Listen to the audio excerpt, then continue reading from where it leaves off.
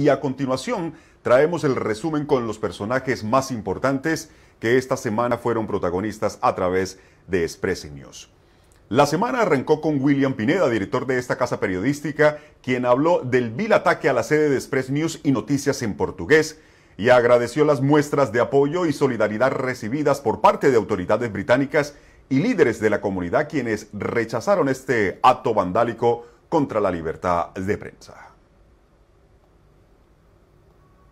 Efectivamente, hemos recibido muchísimo apoyo por parte de algunas entidades del gobierno inglés, de la policía, de líderes latinoamericanos, brasileños y portugueses y de la comunidad en general. Todo el equipo de trabajo también ha estado muy unido en este tema de la pandemia y pues es muy importante que todos los medios nos hemos unido, que estamos ahí, porque la idea es decir, no por esto nos vamos a callar. Tenemos que seguir adelante y es nuestra obligación seguir informando. Hombre, yo pienso que nosotros como medio de comunicación desde el principio hemos querido ser supremamente objetivos, mostrando las dos caras de la moneda y siempre hemos dispuesto del máximo de nuestros recursos para poder cubrir la mayoría de las noticias relacionadas no solo con la pandemia, sino con toda clase de situaciones. Por ejemplo, durante la pandemia tú mismo estuviste en las instalaciones por 100 días, en las instalaciones de Express News, precisamente para salir al aire todos los días y para que la pandemia no fuera un problema en esa comunicación que tenemos día a día con nuestros televidentes. Pero de todas formas, siempre existirán personas que no estén de acuerdo con lo que comentamos, lo cual nosotros lo vemos que está bien. No queremos que nosotros tengamos la verdad absoluta. Y siempre, inclusive a las personas que nos critican, las invitamos, inclusive las invitamos a que aparezcan en nuestros espacios para escucharlas también y conocer cuál es la ideología que puedan tener, que puede ser completamente diferente a la nuestra. Y Santiago Pelufo de Latin Elephant hizo un balance de las dificultades enfrentadas por los comerciantes latinos desde el inicio de la pandemia y los confinamientos. Se cumple un año duro, es difícil a veces encontrar las palabras porque nosotros habitualmente junto con mi colega Natalia Pérez repetimos que comerciantes del área, bueno en general, no solo en Elephant and Castle principalmente, pero en Seven Sisters y en otras partes del país, han sufrido un doble impacto, porque recordemos que en el momento en que la pandemia comenzó, por marzo, unos meses después, llegó finalmente el cierre anunciado del centro comercial de Elephant and Castle. Eso implica un desplazamiento de mucha gente que hacía muchos años, décadas, habían establecido sus negocios a fuerza de mucho trabajo, en un proceso que los independizó de otros trabajos que comenzaron a hacer como cualquiera de los migrantes que llegamos al Reino Unido, y les obligó a cerrar cuando tenían todas las expectativas después de un trabajo muy arduo, no solo de Latin Elephant, sino de la propia comunidad y otras organizaciones, de reubicar, bueno, en el caso de los comercios latinoamericanos, al 100% de los comercios latinoamericanos que estaban dentro del centro comercial y en los arcos, por lo que fue muy complejo y tuvo etapas, ¿verdad? Porque tuvimos, bueno, distintas olas y distintos momentos de aperturas y de cierres. En este momento llevamos posiblemente el peor momento, porque son 4 meses, si no me equivoco, consecutivos desde diciembre, sin poder abrir, excepto cafés o restaurantes para la opción de takeaway, lo cual dificulta muchísimo los ingresos para estas familias en el Reino Unido y en América Latina, porque recordemos también que estas familias alimentan, digamos, las bocas de muchos y muchas en nuestros países en América Latina.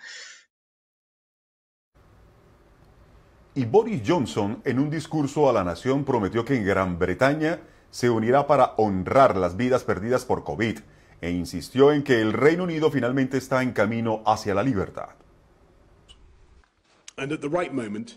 Y en el momento adecuado nos uniremos como país para construir un monumento apropiado y permanente a los seres queridos que hemos perdido y para conmemorar todo este periodo. Durante mes tras mes, nuestra lucha colectiva contra el coronavirus fue como luchar en la oscuridad contra un enemigo insensible e invisible, hasta que la ciencia nos ayudó a encender las luces y tomar ventaja. Y quiero renovar mi agradecimiento a todos los responsables del asombroso lanzamiento de la vacuna, que nos ha permitido proteger a más de 28 millones de personas en todo el Reino Unido con una primera dosis y administrar más de 30 millones de dosis en total. Y quiero agradecer a todos por su valentía, disciplina y paciencia. Cuando la gente llegue a describir esta epidemia a las generaciones futuras, contaremos la historia de los héroes del NHS y la asistencia social, de farmacéuticos, maestros, personal de las Fuerzas Armadas, trabajadores de tiendas, trabajadores del transporte, la policía y tantos otros. Pero al final, esto fue diferente a cualquier otra lucha en mi vida, en el sentido de que toda nuestra población se ha comprometido. Y gracias a todos ustedes podemos continuar con nuestra hoja de ruta hacia la libertad.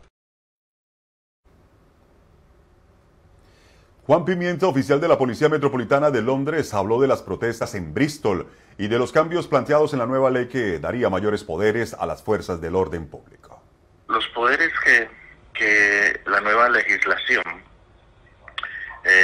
estaría dando a la policía, uno sería que habría un ruido límite, y lo que sucedió con el Extinction Rebellion entre el 2019 y 2020 fue que ellos hicieron mucho ruido. Ellos cerraron Oxford Circus y cerraron otras puentes, ¿no? Cerraron 5 puentes que fueron Waterloo Bridge, Marble Arch, Parliament Square, Piccadilly Circus y Oxford Circus, y muchos de ellos se quedaron hasta la noche y días y hicieron tanto ruido pues que estuvieron afectando la vida de las personas que viven alrededor. De ahí viene eso. Otro de los poderes es que se puedan remover a aquellas personas que están sentadas, algo que no sucedía antes. Y también de que esto puede ser hasta válido hasta por una sola persona que esté protestando, y yo creo que hace alusión a lo que pasó entre el 2001 y el 2010 fuera del Parlamento, cuando Brian Hook estuvo en una tienda de campaña por 10 años, en la cual hizo una protesta acerca de la póliza en otros países por Estados Unidos y el Reino Unido. Y Joshi Boms, enfermera del NHS, nos habló del impacto emocional que ha tenido en los trabajadores de la salud este primer año desde el inicio del confinamiento. Señaló además que ella, al igual que sus compañeros, están desilusionados con el incremento salarial. Para nosotros la mayoría es algo que en este momento todavía no podemos entender la decisión gubernamental, ¿no? Yo creo de que es la situación donde se pone en prueba nuestra vocación como cuerpo médico.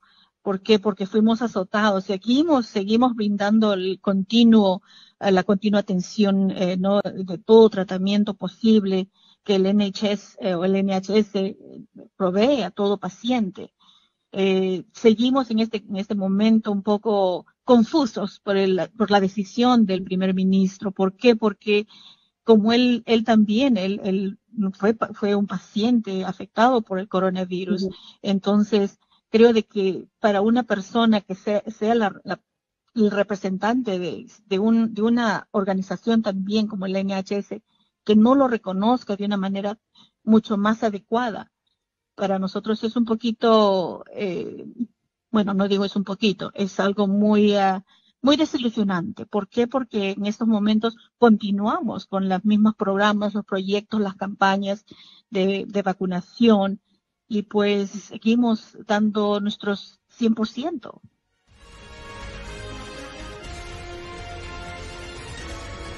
Son los personajes que fueron noticia esta semana a través de Express News. Recuerde que si usted quiere ahondar más sobre estas entrevistas, la invitación es para que visite ya mismo Express News Noticias, o mejor, expressnews.uk.com. Lo reitero, expressnews.uk.com.